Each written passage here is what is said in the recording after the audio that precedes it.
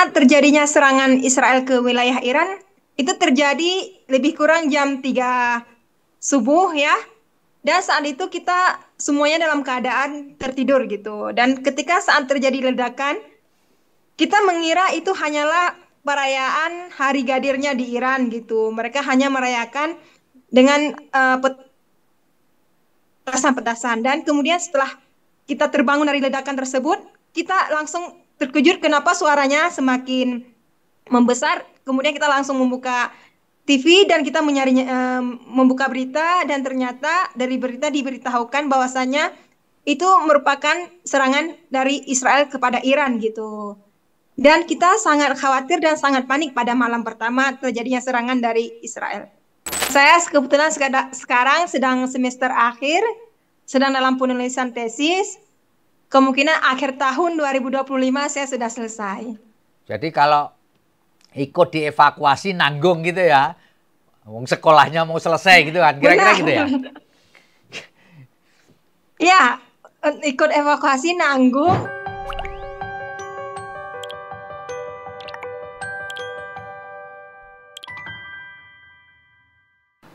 Assalamualaikum warahmatullahi wabarakatuh. Salam damai sejahtera buat kita semua. Bertemu dengan saya Feby Mahendra Putra, Direktur Pemberitaan Tribun Network. Tribuners, situasi di Timur Tengah, tepatnya di Israel, Iran, pada saat ini memang memasuki masa gencatan senjata. Terhitung sejak Selasa 24 Juni 2025 yang lalu, di mana Presiden Amerika Donald Trump menyatakan bahwa menghentikan serangan ke Iran. Namun beberapa jam setelah Trump mengumumkan gencatan senjata, Iran kembali meluncurkan sejumlah rudal ke wilayah Israel. Dan untuk mengetahui bagaimana situasi terkini di Iran, ya, saya telah terhubung dengan warga negara Indonesia yang tinggal di Iran. Beliau adalah Kakak Laini Misra. Beliau adalah mahasiswa Magister Criminal Law and Criminology di Ahlul Bait International University di Iran. Saya akan sapa Kak Laini Misra. Assalamualaikum Kak Laini. Waalaikumsalam. Ya Mas. Terima kasih. Mas Feby. Ya, Kak Laini bisa cerita kondisi di Iran pada saat ini. Apakah Anda masih berada di Teheran atau pindah ke kota lain? Silakan Kak. Ya, alhamdulillah kondisi Iran saat ini terbilang cukup relatif aman ya. Dan aktivitas semuanya berjalan seperti biasa lancar. Dan saat ini saya sudah seminggu saya berada di kota Qum karena mengikuti arahan dari kampus sendiri. Yang sebelumnya saya berada di Teheran, kemudian demi keamanan kita dipindahkan ke kota Qum. Nah, Iya, apakah seperti itu. Oke. Kak, pada saat terjadi serangan gencar dari Israel dan kemudian dibalas oleh Iran dan kemudian Amerika juga ikut-ikutan memborbardir Iran, bisa diceritakan Kak pada saat awal Israel melakukan serangan ke wilayah Iran? Iya, pada saat terjadinya serangan Israel ke wilayah Iran, itu terjadi lebih kurang jam 3 subuh ya. Dan saat itu kita semuanya dalam keadaan tertidur gitu. Dan ketika saat terjadi ledakan, kita mengira itu hanyalah perayaan hari gadirnya di Iran gitu. Mereka hanya merayakan dengan petasan-petasan. Dan kemudian setelah kita terbangun dari ledakan tersebut, kita langsung terkejut kenapa suaranya semakin membesar. Kemudian kita langsung membuka TV dan kita membuka berita, dan ternyata dari berita diberitahukan bahwasannya itu merupakan serangan dari Israel kepada Iran gitu. Dan kita sangat khawatir dan sangat panik pada malam pertama terjadinya serangan dari Israel. Kak, bisa diingat Kak, pada waktu itu hari apa dan tanggal berapa, masih ingat Kak? Itu 12 hari yang lalu.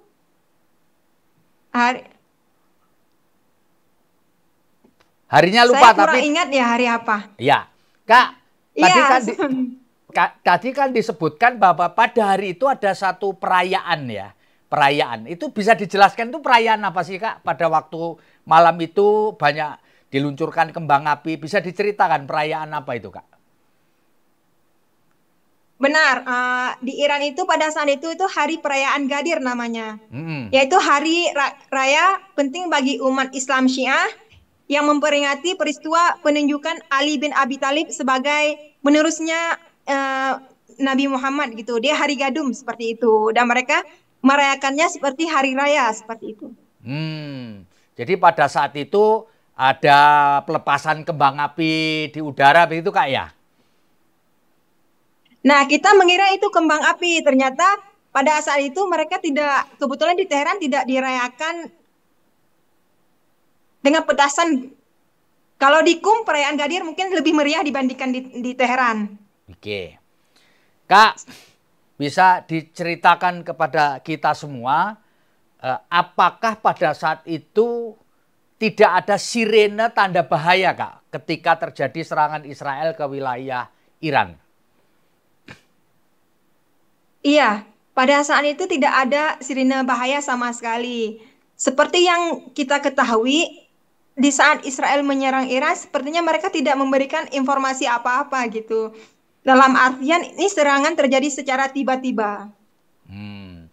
Nah, apakah di hari-hari berikutnya ada peringatan dini begitu? Misalkan adanya sirene atau pengumuman di televisi atau lewat online begitu mengenai adanya serangan-serangan di hari-hari berikutnya, Kak?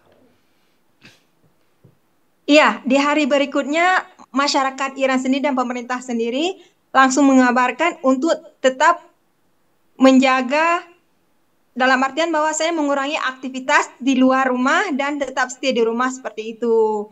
Tetapi 1 hari dan 2 hari sebelumnya aktivitas kampus kita masih berjalan seperti biasa, belum di offline kan. Kemudian di hari ketiga ketika Israel terus menyerang Iran di malam hari, baru aktivitas kampus di offline kan. Hmm. Seingat Kakak, sejak hari pertama serangan sampai hari-hari berikutnya, itu apakah serangan selalu terjadi di malam dan dini hari, Kak? Dari 1 hari hingga hari keempat, kalau saya tidak salah itu tuh serangan hanya terjadi di malam hari. Dalam artian kita di siang hari aktivitas di Teheran seperti biasa. Karena saya sendiri setiap hari itu saya langsung keluar dari asrama dan kita melihat aktivitas berjalan normal gitu. Tetapi di hari kelima mereka Israel sudah beberapa kali menyerang di siang hari gitu. Baru kita semakin mengurangi aktivitas di luar hari ketika Israel menyerang di siang hari. Oke. Kak, apakah di Teheran, sepengetahuan Kakak, ada lubang-lubang perlindungan di bawah tanah yang disediakan pemerintah, Kak? Untuk saat ini kita tidak ada informasi seperti itu. Tetapi di saat sudah yang terjadi serangan, eh, masyarakat Teheran sendiri mereka mulai sebagian sudah keluar dari Teheran, tapi tidak semuanya, masih banyak juga masyarakat yang stay tetap di Teheran gitu. Oh. Sepengetahuan Kakak, di sana ada lubang perlindungan nggak, Kak, di Teheran, Kak? Sepengetahuan saya sepertinya tidak ada, Mas. Tidak ada ya. Baik. Nah, setelah terjadi serangan-serangan, semula itu di malam dan dini hari, kemudian sesekali di siang hari, apakah Kakak juga sempat melihat tingkat kerusakan yang ditimbulkan akibat serangan itu, Kak? Ya, saya pernah 2 kali saya langsung ke tempat, ke TKP, saya melihat kerusakan yang terjadi dan kerusakan terjadi itu tidak mencapai 70% seperti itu. Hmm. Waktu yang Kakak lihat Dalam itu artian bahwasanya serangan ya, ya lanjut, Kak. yang terjadi di rumah masyarakat dan itu hanya setengahnya saja yang rusak. Yang Kakak lihat yang terkena serangan itu bangunan apa? Apakah rumah penduduk Apakah pusat pertokoan, apakah pusat perkantoran atau apa, Kak? Ya, ada beberapa rumah penduduk seperti itu. Ya. Kak, apakah setelah adanya serangan Israel ini seluruh aktivitas ya, itu misalkan sekolah, orang kerja itu kemudian diliburkan, Kak? Iya, setelah terjadinya serangan, aktivitas kampus dan sekolah, kebetulan pada saat ini kita sudah libur ya, masuk musim panas. Hmm, Tetapi untuk kampus, ada beberapa kampus di online kan, dalam artian bahwasanya aktivitas kuliah seperti biasa hanya saja dalam berbentuk online gitu. ya. Dan untuk kegiatan perkantoran berjalan seperti biasa, ada beberapa mereka dalam sistem kerja di rumah saja gitu. Oke. Kak, apakah setelah adanya serangan ini KBRI menghubungi kakak atau warga negara Indonesia lainnya untuk memberi petunjuk apa yang mesti harus dilakukan, Kak? Iya, benar. Pada saat telah terjadi, KBRI langsung menghimbau kepada WNI sendiri agar terus tetap stay di rumah dan mengurangi aktivitas di luar. Apabila terjadi hal yang mencurigakan atau hal yang menakutkan, segera menghubungi hotline KBRI itu sendiri gitu. Mereka terus memantau masyarakat WNI itu sendiri yang berada di Iran. Oke, Kak, apakah sepanjang beberapa waktu belakangan ini setelah ada serangan, Kakak sempat berkunjung ke KBRI kita di Teheran, Kak? Iya, setelah terjadi serangan, selama saya di Teheran, saya terus berkunjung ke KBRI Teheran dan sorenya saya kembali lagi ke asrama seperti itu. Karena KBRI itu sendiri terus memantau WNI yang berada di Iran. Oke. Sepengetahuan Kakak, berapa banyak WNI kita yang tinggal atau bersekolah atau apapun atau bekerja di kota Teheran, Kak? Kalau kota Teheran sendiri, sepengetahuan saya sepertinya lebih kurang 100 karena mahasiswa lebih banyak tinggal di KUM. Kalau di KUM itu sendiri lebih dari 200 WNI. Oke. Kak, bisa diceritakan, kan kakak ini sekolahnya adalah kuliahnya di S2 Magister Criminal Law and Criminology. Bisa kakak ceritakan kenapa kakak tertarik untuk meneruskan pendidikan dan Iran dan atas biaya siapa pendidikan di Ahlul Bait International University ini, Kak? Baik, maksudnya kenapa saya tertarik kuliah di Iran seperti itu Iya, ya? iya. Karena menurut saya Iran itu negara yang menarik bagi saya sendiri. Saya itu tertarik dengan peradaban kunonya Iran, saya tertarik dengan budaya-budayanya Iran itu sendiri. Karena yang saya ketahui ya, Iran itu salah satu peradaban tertua di dunia seperti itu. Dengan berbagai arsitektur yang luar biasa di Iran. Dan untuk perkuliahan saya sendiri, kebetulan kampus menyediakan beasiswa dalam artian memberikan beasiswa free asrama dan free SPP. Oke. Nah, apakah kakak waktu sebelum ke Iran menjalani serangkaian tes untuk bisa menjadi mahasiswa S2 di Iran, Kak? Iya, sebelumnya saya sempat ikut tes tertulis, kemudian kita menunggu pengumuman hasil 2 bulan. Ada beberapa kawan saya yang dari Aceh, yang dari Indonesia juga, yang ikut tes tersebut. Baik. Bagaimana dengan masalah bahasa, Kak? Ya, setelah kita lulus tes, kita akan berangkat ke Iran. Kita akan les bahasa selama 6 bulan lebih kurang, bahasa Persia itu sendiri. Kemudian baru kita masuk ke perkuliahan. Jadi belajar bahasa Persia di Iran? Iya, benar, bahasa Persia di Iran. Oke. Kak, kalau boleh saya tahu, S1 kakak di mana dan jurusan apa, Kak? Iya. S1 saya di UIN Araniri Banda Aceh, jurusan Hukum Pidana Islam juga. Sehingga kemudian meneruskan ke S2 ini linear ya Kak dengan S1-nya. Iya, benar, sesuai. Kak, Kakak tidak termasuk orang yang akan dievakuasi kembali ke tanah air. Betul nggak Kak? Iya, saya memilih untuk tidak evakuasi karena KBRI sendiri memberi pilihan kepada warganya untuk ikut evakuasi ataupun tidak seperti itu. Hmm. Lalu pertimbangannya Kakak selain tidak ikut evakuasi apa Kak? Karena menurut saya lihat awalnya pertama aktivitas setelah yang sedang terjadi perang di Iran itu aktivitas masyarakat masih berjalan seperti biasa. Hmm. Dan yang saya lihat target-target yang mereka Iran menyerang Israel, Israel menyerang Iran itu hanya pangkalan militer dan pusat penelitian nuklir saja seperti itu.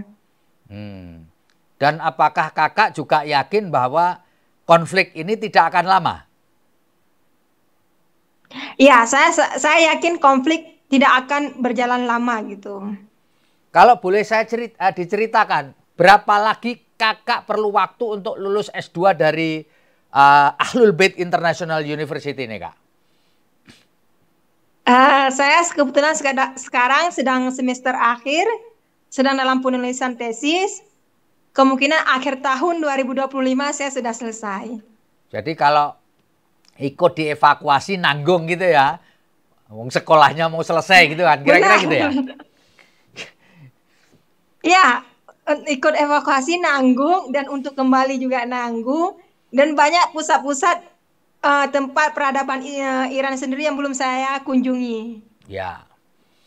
Kak, saya kepingin tahu apa yang Kakak rasakan ketika di kota Teheran lagi mengalami serangan rudal dan seterusnya gitu. Apakah Kakak sempat ketakutan lalu kemudian mencoba berkomunikasi dengan keluarga di Indonesia untuk mendapatkan penguatan supaya tidak stres itu Kak? Gimana Kak? Iya, benar.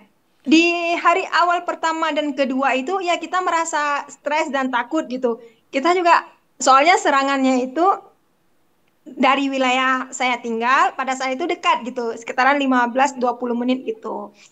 Kemudian kita sempat berkomunikasi sama teman-teman WNI yang di sini juga dan kita juga terus memantau. Jadi saling menguatkan dalam artian saya berpikiran ketika saya berkomunikasi dengan teman-teman yang positif pikiran, maka pikirannya akan positif juga gitu. Saya juga berkomunikasi dengan warga Iran sendiri.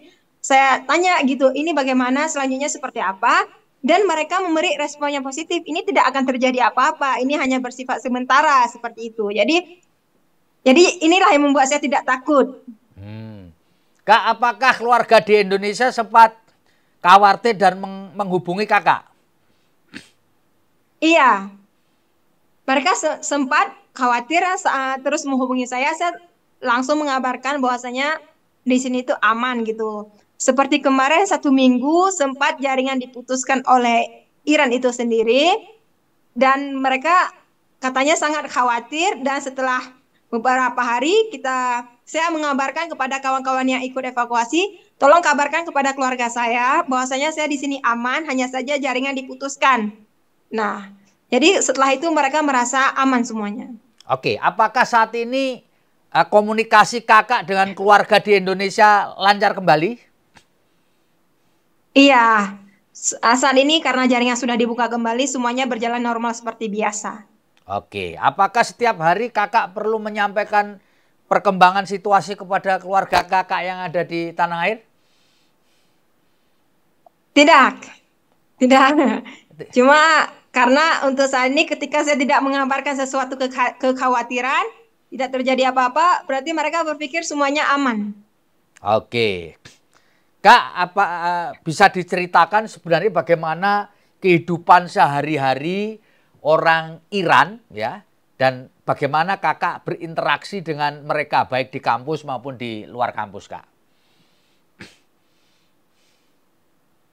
Kehidupan sehari-hari orang Iran itu seperti biasa juga, hanya saja saat ini sedang musim panas. Mungkin aktivitas di siang hari berkurang dalam artian ketika musim panas, kita pagi subuhnya jam 3 harus salat subuh, kemudian di siang hari semuanya di luar itu aktivitas berkurang dalam artian banyak toko-toko ditutup dan mereka akan membuka kembali di sore hari hingga malam seperti itu. Saat ini untuk komunikasi dengan kampus kita masih via online dan semuanya berjalan lancar. Oke, bisa diceritakan Kak, di kota home, Anda tinggal di mana Kak? Di asrama kah, di hotel kah, atau di mana Kak?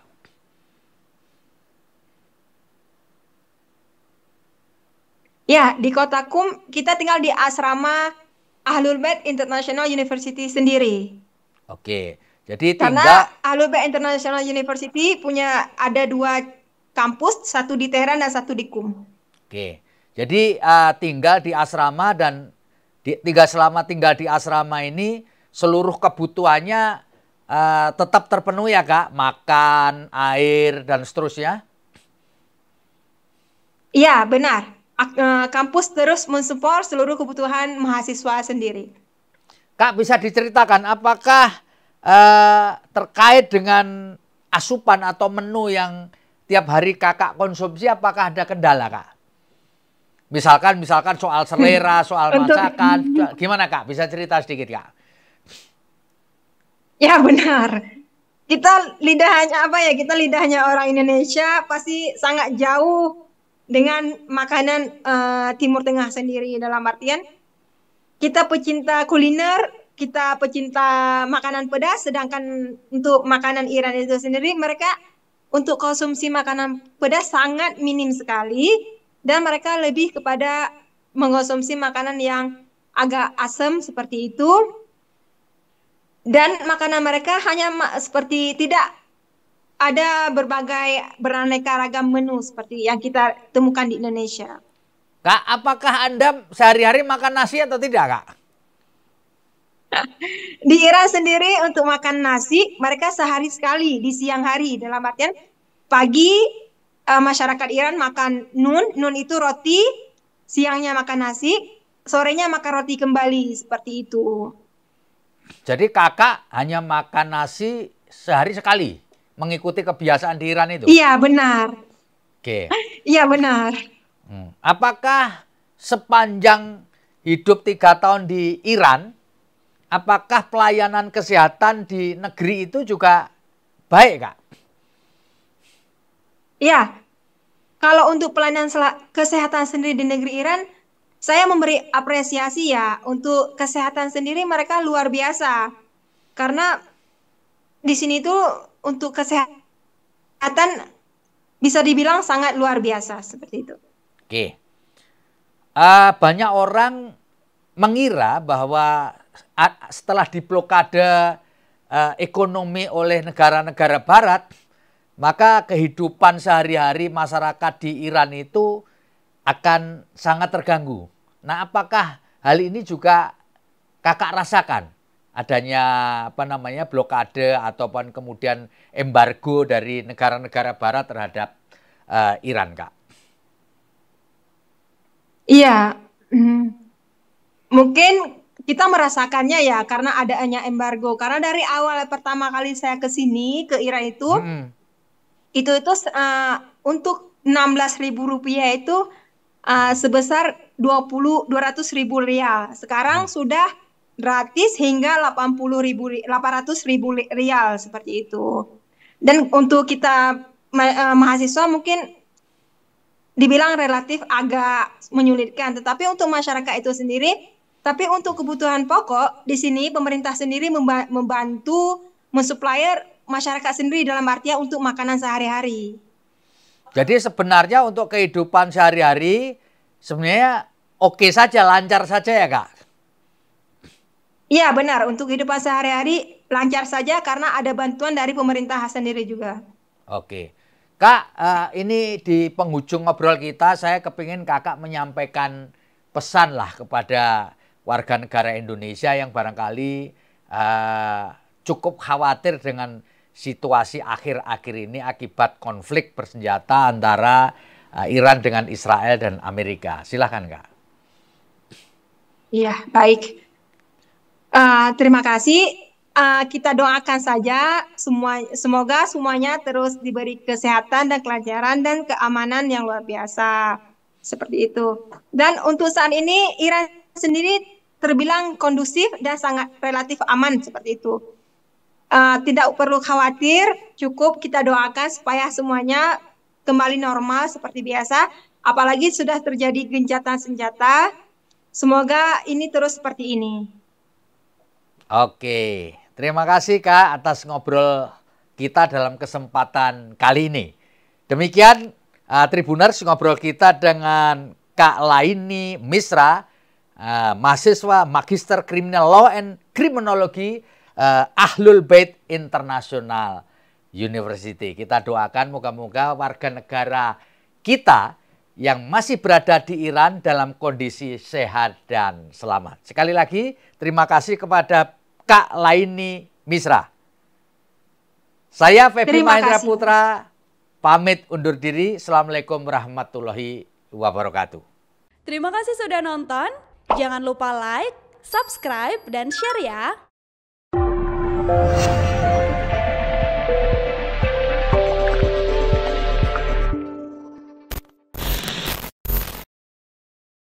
Download Tribun X sekarang. Menghadirkan lokal menjadi Indonesia.